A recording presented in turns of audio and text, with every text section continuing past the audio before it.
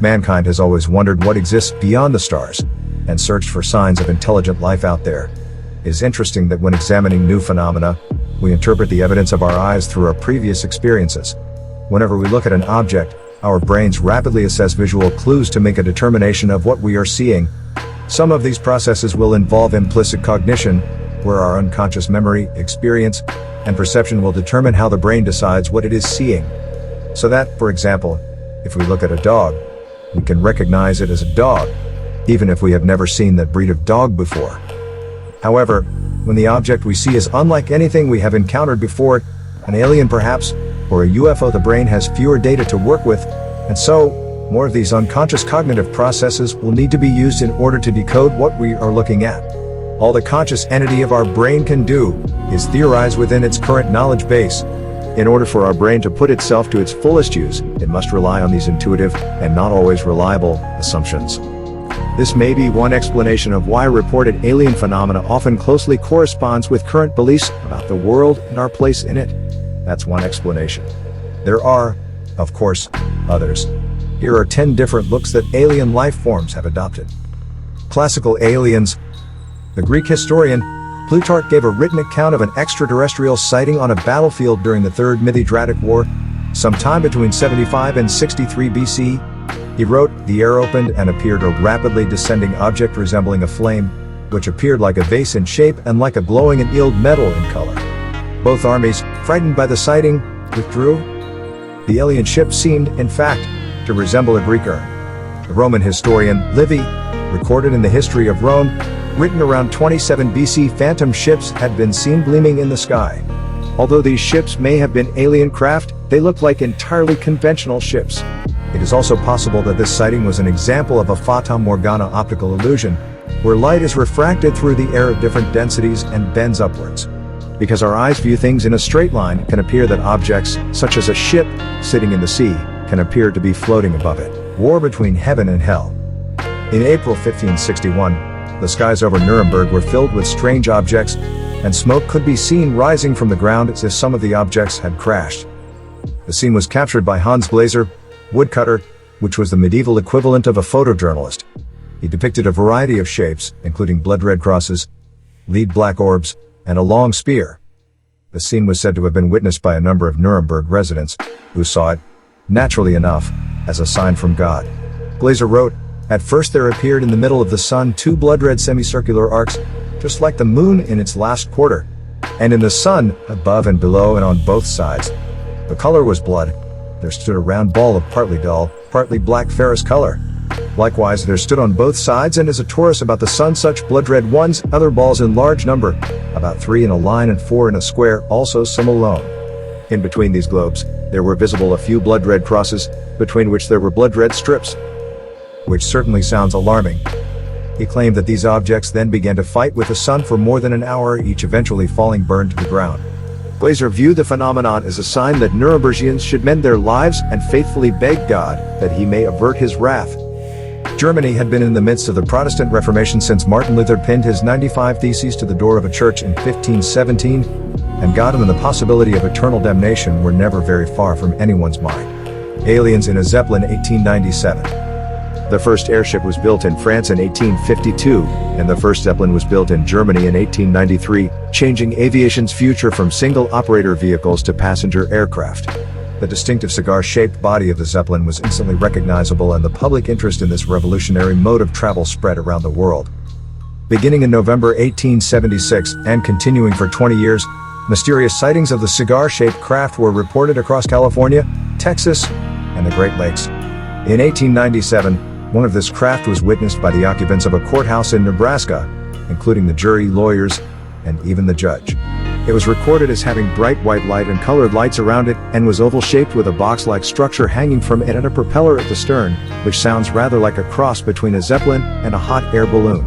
And the judiciary of Harrison, Nebraska, was not alone. Dozens of other sightings were reported, not all of them quite so credible. In 1897, Alexander Hamilton told how he saw a Zeppelin-esque craft with 6 of the strangest beings I ever saw standing in the basket, winching up one of his cows into the craft and sweeping it from existence. The craft apparently then rose out of sight. Hamilton went so far as to get sworn affidavits of his honesty from his neighbors, and the story spread as quickly as the common cold. Eventually, however, it was revealed that Hamilton belonged to a liars' club, where he was known to be an avid storyteller and his credibility was irrevocably doomed. Foo Fighter. During World War II, Germany was rumored to have developed unusual prototype aircraft and was known to have been experimenting with propulsion technology and rockets. There were several sightings of these fighter aircraft, dubbed Foo Fighters because Foo meant something ridiculous or strange. It is certainly true that the Germans have built some strange machines, but these new machines were unlike any other aircraft of the time. They were also made of fire. Witnesses said the machines were said to be able to rise and hover like a helicopter, with a great power used to launch them, and they moved with a speed that was almost as surprising as its combustibility. No other terrestrial machine could match it.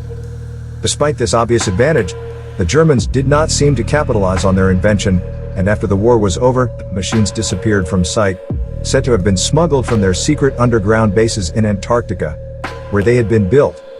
This prompted sightings across America.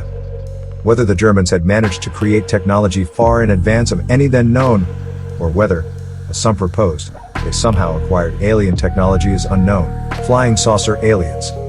In 1947, flying saucers and a crescent-shaped craft were spotted over Mount Rainier in Washington. The report was regarded as credible because the witness was two airline pilots with experience in recognizing aircraft. One of the pilots maintained that, although he had never seen anything like it, he was sure that it must have been an experimental craft built by the government in some top-secret facility. The other was not so sure. The two airmen, who were pilot and co-pilot on a commercial flight, maintained that the disc-shaped craft was traveling at high speeds. They saw one very large saucer, leading four others. As the first group disappeared over the horizon, another group appeared. They managed to follow the strange ships for 15 minutes and noticed that they left no vapor trails in their wake. Luckily, the aliens seemed to have come in peace. The pilot said, "Whoever controlled them wasn't trying to hurt anyone." This makes sense, because advanced civilizations are seldom barbaric, apparently. The descriptions that they gave of the flying saucers were so detailed they have remained in the public consciousness ever since. Aliens of Salem. In 1952, America underwent its own alien invasion. There was a wave of sightings, including over the White House itself, and many Americans began to wonder whether Judgment Day had arrived. For 2 weeks in July 1952, objects were sighted by pilots and by radar operators. Fighter jets were even sent to intercept craft, which disappeared as soon as they were approached. The objects were described as orange balls of fire. President Truman was even said to have asked the Air Force for an explanation. They maintained that the phenomena were caused by mirages due to temperature variations, creating the same Fata Morgana illusions that had been seen in ancient Rome, mixed with a large dollop of mass hysteria. A photograph of the mysterious objects was taken in Salem, Mass by a Coast Guard who took the picture through a window. The four craft were also seen by another Coast Guard. It has been alleged that the bright elliptical images seen in the picture may be either the result of a deliberate hoax through a double exposure of the negative, or it may simply be the reflection of some rather more homegrown street lights in the glass. Original alien kidnappers. Up until 1953, alien invaders appeared to have been entirely peaceful tourists, just passing through. However, when they allegedly kidnapped a U.S. airplane, they seemed to be more predators than hitchhikers. In November 1953, radio operators in Michigan reported an unidentified target in the restricted airspace of the Great Lakes, which marks the border between America and Canada, and a fighter jet was scrambled from Kinross Air Force Base to investigate. The pilot and his radar operator reported that they were having problems tracking the bogey, and air traffic controllers on the ground watched the two blips on the screen as the fighter plane closed in on its target. The blips grew closer together and then appeared to merge into each other. It was feared that the two craft had crashed, but they had not. The unknown craft proceeded on its course into Canadian airspace, and the fighter plane simply disappeared. No further response was received from the fighter plane, and a search and rescue operation was launched, with Canadian assistance. No trace was ever found of the plane or its crew, and many theories have been put forward about what happened, including suggestions that the Kinross plane was swallowed up by an alien craft, which then simply flew away. First sexual contact. There are all kinds of encounters with aliens, some of them close, and some very close. Elizabeth Clara was the first woman to claim to have had an encounter with extraterrestrials that resulted in the birth of a child. She had her first alien experience at the age of 7, meeting an alien named Akon, with whom she communicated telepathically. As an adult, living near Johannesburg in South Africa, she witnessed a spaceship land on a nearby hilltop, later dubbed Flying Saucer Hill. Her childhood friend Akon was aboard the ship and waved through a porthole at her, but a barrier of heat prevented him from leaving the ship. However, this problem was resolved a few months later when he took her for a tour of his spaceship and she was able to see its Earth observation lens before they were transported to the mothership. When she was returned to the hilltop, Elizabeth and Akon kissed and he revealed that she was, in fact, a reincarnated Venusian and his long-lost soulmate. The visits continued, and at the age of 49, Elizabeth conceived a child. She apparently delivered the child to the aliens' planet and left him there to be raised by his father, of course. The entire trip, including pregnancy and delivery, took around 4 months. That is in Earth time. In alien time, it was closer to 9 years. However, the time was not wasted, because Elizabeth Clara came back to Earth with a message of cosmic consciousness that people should have love, peace, and understanding. Hitchhiking Aliens. When considering reported sightings, one of the most important factors that investigators consider is the credibility of the eyewitness. So when an Anglican missionary priest reports seeing a UFO, it is worth considering. In 1959, the Reverend William Booth Gill was working as a missionary in Papua New Guinea when he noticed a sparkling object in the sky. For the next 4 hours, the Reverend took notes and watched the light, along with around 30 other witnesses. After about 45 minutes, the light disappeared briefly, then came back, bringing with it 3 smaller objects. The mothership then began to emit blue light, and it came so close to the missionary that he could see 4 alien figures standing on the top of the ship. They only left when it began to rain. The following night the ships were back, and the 4 figures were again standing on the top of the ship. This time they were waving. Reverend Gill waved back. Then they all went to dinner. After all, an alien is an alien, but a man has to eat. The Australian government was so convinced by the missionary's report and by his credibility as an eyewitness that they ordered an investigation. They concluded that the phenomena probably had a natural cause, and the human shapes might be due to variations in cloud density, which is a polite way of saying, "Hobbler's mate." The missionary, however, believed that the aliens may have been stranded and their waving was their way of trying to thumb a lift. Reverend Gill spent much of the rest of his life talking and writing a guide about his experiences. First robotic alien. Even aliens evolve. While early encounters with aliens seem to have been with exotic but definitely humanoid forms, by 1973 they seem to have morphed into alien robot-type creatures.